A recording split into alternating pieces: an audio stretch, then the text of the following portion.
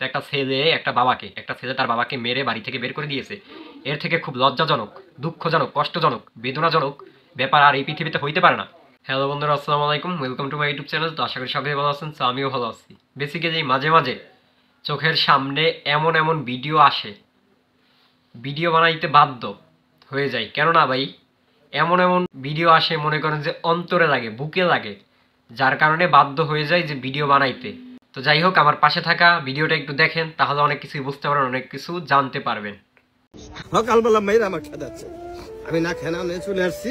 আমার আর দেশ বাড়ি নাই, আমি আপনার কাছে সাহায্য দেখতে চাই। আমাকে কিছু করলে আমি এটা অপারেশন করে আমি 5 ওয়াক্ত নামাজি, আমি নামাজ পড়বো। আমি এই যে 7 তারিখে বাড়িতে ওয়াজ দিচ্ছি, মাহফিল দিচ্ছি, ভালো একটা কাজে আমার ঘুষিয়ে নাক মুখ পিছে আমার মারছে।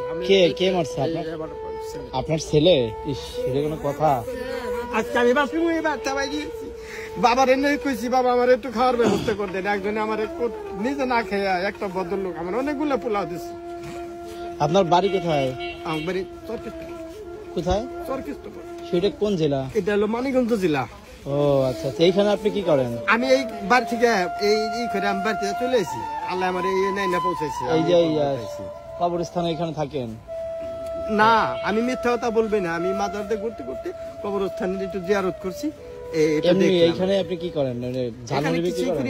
এখন ব্যবস্থা আছে যে গলায় কাঁধে করে নিয়ে সিগারেট আর পান বেচার একটা বাক্স যদি দান ধ্যান করতো, ওইটা নিয়ে ব্যবসা করে আমি খাইতাম। বাজান আমার বড় পেশায়। আমি ঝালমুড়ি অনেক কিছু কাটা ছিটা লাগে, কষ্ট হয়। নামাজ পড়ি, অজু করি, আমার চোখে ওই যে জাল লাগে খালা, আমার কষ্ট হয়। ওটা বেচা বাদ দিয়ে আমি ওই যে একটা পান সিগারেট বেচুম, একটা বাক্সের কেনার ব্যবস্থা হইলে আমি আল্লাহর কাছে লাখ লাখ শুকরিয়া। ওই 1000-1200 টাকা নিয়ে ওই একটা বাক্স হয়। আমি আপনার আমার মা বোন সকলের জন্য আমি দোয়া চেয়েছি। আল্লাহ, তুমি জান্নাতের বিছানার ব্যবস্থা করে দাও। আমার ঘরে মা নাই, বাবা নাই, ভাই বন্ধু নাই, অসহায় এতিম। আমি সকলের জন্য দোয়া চেয়েছি। আল্লাহ, আমরা ভাই এখনো শিক্ষিত হইতে পারি নাই। কেননা ভাই, শিক্ষা নিলেই একজন মানুষ শিক্ষিত হয়ে যায় না। নিজের থেকে যেমন একটা মানুষের শিক্ষার দরকার আছে, পাশাপাশি ফ্যামিলিগত শিক্ষার দরকার আছে, নিজের স্থান থেকে নিজেরও কিছু শিক্ষার দরকার আছে।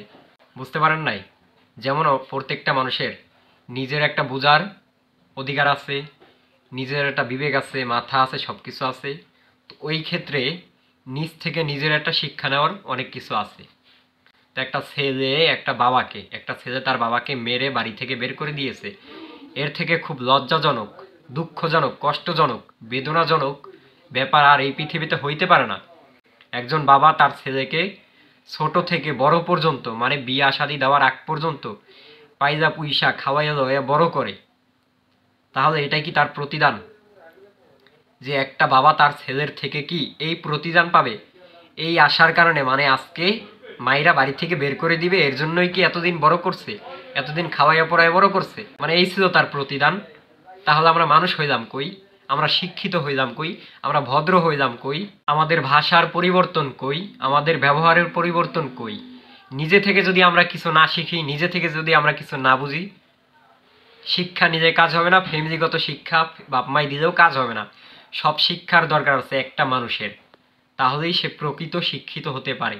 এদের মতো সন্তানদের জন্য সমাজের মধ্যে অনেক সন্তানদেরই লজ্জিত হতে হয় সমাজের মধ্যে। কারণ ভাই, আমরা নিজেরাই লজ্জিত। এরকমের একজন বাবার বয়সী লোক, একজন মুরব্বী, যদি ওনাকে ঘর ছাড়া হইতে হয় ছেলের জন্য, ছেলের হাতে মাই খাইয়া, এর থেকে আর লজ্জাজনক বিষয় আমার মনে হয় না এই দুনিয়াতে আর কিছু আছে ভাই।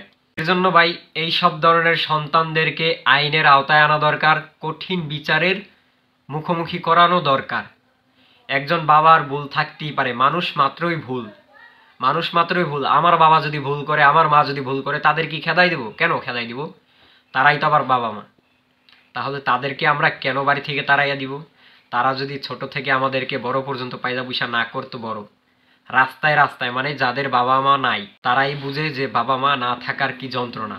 রাস্তায় রাস্তায় পুরা থাকতে হয়, রাস্তায় রাস্তায় খাইতে হয়, মানুষেরটা চাইয়া খাইতে হয়, টোকাইয়া খাইতে হয়, কাজকর্ম কইরা খাইতে হয়।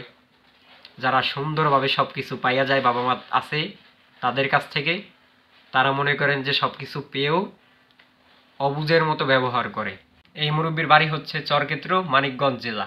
এই এলাকার যদি কোনো ব্যক্তি দেখে থাকেন এই সব ধরনের ভিডিও, অবশ্যই বেশি বেশি করে শেয়ার করে দিবেন, যেন ওনাদের যে ছেলে সন্তান আছে তাদের কঠিন একটা শাস্তি হয়, বিচার হয়। মানে আসল অপরাধীকে, কার অপরাধ, কার দোষ, এরকমের যেন একটা বুঝ পরামর্শ করার মতো একটা বিচার হয়। কেননা যেই অপরাধী থাক, ছেলের অপরাধ হোক কিংবা বাবার অপরাধ হোক, তাই বোঝায় এইভাবে তো একজন বাবাকে মেরে বাড়ি থেকে বের করে দেওয়া উচিত নয়। এটা বুঝতে হবে আমাদের সমাজের মানুষের, সমাজের প্রত্যেকটা মানুষের। আর সমাজের মধ্যে যারা সন্তান আছেন সবারই বুঝতে হবে। কেননা একজন বাবাকে যদি আমরা এভাবে মেরে বাড়ি থেকে বের করে দেই, তাহলে আমরা মানুষ হইলাম কই, ভালো হইলাম কই, শিক্ষিত হইলাম কই? এইসব শিক্ষিতর কোনো দাম নাই, এইসব শিক্ষিত হওয়ার কোনো মূল্য নাই।